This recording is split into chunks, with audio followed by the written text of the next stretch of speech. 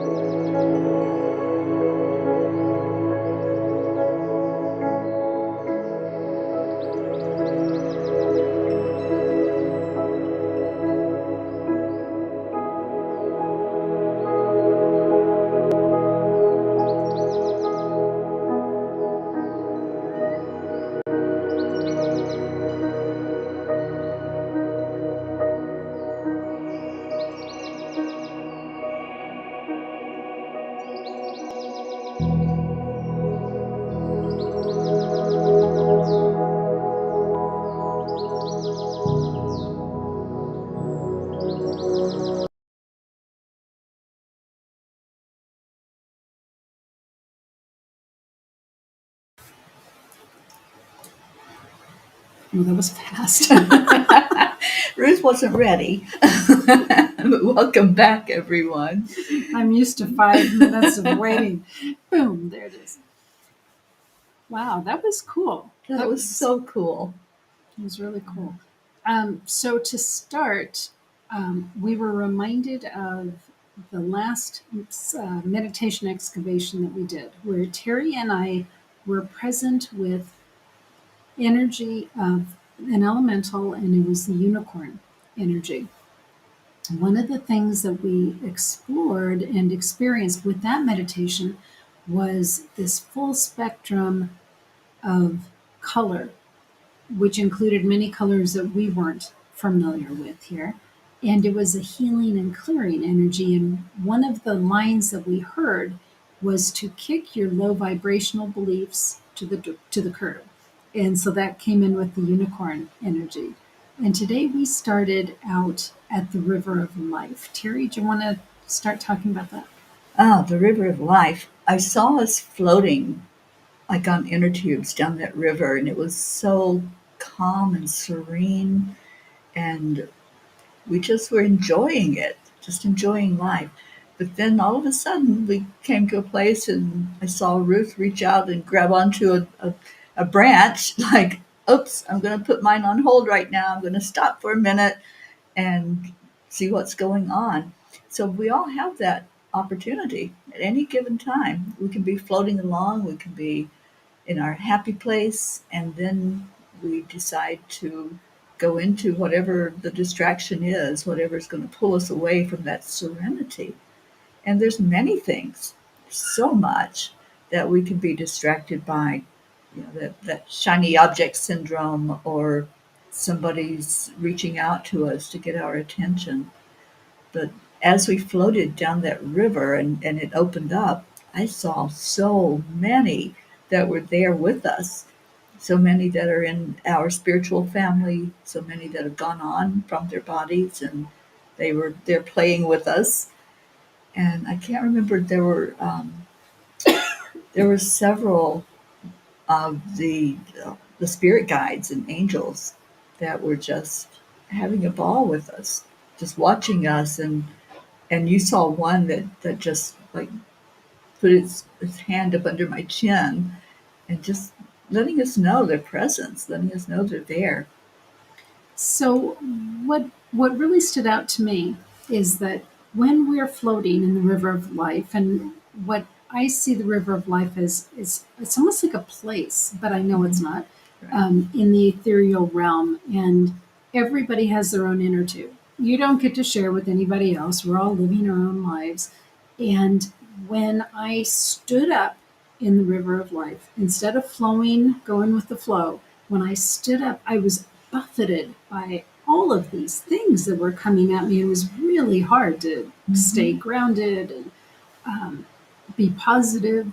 And so when I got back in the inner tube, then it was very easy to go. But there's many things. Teri was calling them storms. There's many storms that can come over us, whether it's health issues, job issues, finances, relationship issues, and it's very easy to get caught up in the storm and just staying there. And at one point, as Teri said, I held on to tree roots because a loved one was staying in the storm, and I didn't want to pass this person up. I wanted to stay with that person and encourage them to, yeah, I know that this is really difficult right now, really, really difficult right now, but if you float instead of resisting it, it's just going to be so much easier for you. We saw that some people on their inner tubes were very large, and others were very small and meek coming through it. And we all just go through life in our own way.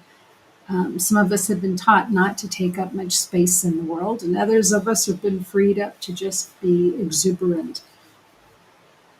We met a new guide, and it was Archangel. It was an Archangel Love. And Archangel Love did come up and touch Teri on the bottom of the chin. It was really very sweet. But this archangel is part animal and part angel. And when we say part animal, it's every animal Every. Mhm. and can shape shift from one animal form to the other. And we saw um, with with Archangel Love prisms of color, prisms of love, light. We were saying love and light, but love is light and light is love. We learned that today. Coming out and transforming the river to have prisms of love and light. Terry, do you It want to was talk about the beautiful. silver? Oh, the color was just amazing as we floated down the river. And then I saw this silver streak of color. And I asked Ruth, okay, so what is the silver, which equates to platinum, which is the highest vibrating color there is, which is God. I call it God, call it whatever name you wish. And it's so interesting because I heard the more we bring in joy and laughter and lightness, because we were all laughing and having a blast in the river, the more we're showing those who haven't found the river of life yet, that beautiful energy, we're showing them there is light in the world. And it's interesting that we usually say love and light and not put them together in one thing. And it just shows our human tendency to separate things because energy is energy. And when we feel into love, that is light. That's a light shining out into the world. So it was just eye opening for me that we always say it that way, love and light, but it's really one and the same, as we are all one and the same. And for those of you that are intrigued with the Akashic Records, Terry noticed that she had all of her lifetimes, all of her Hmm. soul experiences there Yeah. with her on the inner tube, like a traveling Akashic Records. And we were just chatting about this other lifetime. And then the words that I heard was then is now, and now is then. Right. So if you Yeah. question whether other lifetimes are in sequential order or not, then is now, and now is then. Yeah. And it was important. It was a eye opening realization because one of the life streams that I had was this high priestess energy that was like, don't touch me, Don't get me wet. don't get me Don't get wet, me wet. my feet can't get wet, so pulling the feet up so that they didn't touch the water. And Ruth had that insight that that's what's going on with me in this live stream because I don't like driving in the rain. um, She hates to get in the I rain. really don't like it. And I've had an experience in this lifetime where I almost drowned. So going down into water is difficult for me. I'll do it. I'll go in the water, but I really don't like it. And so there's something connected there with this other live stream that was most likely in Atlantis. And so that was a real revelation. And it just reinforces to me the importance of knowing what our soul has been through. That's And the how it affects Akashic, you yeah, now. the Yeah. Akashic records and past. We call them past lives. They're really, like Ruth was saying, it's all happening. There's no past. There's no future. There just is. And staying in the moment, we can go into those and realize that yeah, we're all that. We are the culmination of all of our soul's experiences. This was so beautiful today, this Yeah. whole energy. And you had brought up the storms, the storms of life that we go through, and how if the river is clear and it's sparkly, you've seen the sun hit the water and it's just like these prisms and the beautiful energy. It's inviting and you want to be in that energy. But when the storm comes, especially with a river, it stirs up all of that stuff underneath the water, all the dirt and the mud, and the river itself becomes muddy and brown and yucky looking. And who wants to go in that? Right. You know? Right. And we do know that this conversation is really out there. We really do. You think? But the words that I just heard was for those that have ears to hear. So those of you that can listen to this and allow it to broaden you or help you question what you're experiencing, that's who this is for. So we're glad that you're here with us. So Teri, any last words? Just stay present. That's really the overriding thing. Yeah. Stay in the moment. And when we start trying to look back over experiences we've had and things that have happened in this lifetime, we might go into some of those lower vibration energies that's going to muddy the water. Or if we project what could happen in the future, then we go into fear or, you know, wishing for something. Stay present, and you're going to float down that river of life. It's going to be a beautiful experience, and you're going to be able to help others because your light's shining out for them to see that there is such joy to this thing called life. Every day I say, I love my life, and I truly do. And I try as much as possible to stay present. We're human, so we're going to have those things come up, but come back to your heart and come back to the present. Well, and if you've got somebody who is struggling alongside you, ask them, do they want to hook up to you on your Yeah. inner tube? And you can just help them float along with ease and grace. So, friends, thanks so much for being here. Take good care. We'll see you soon. God bless. Bye, everyone.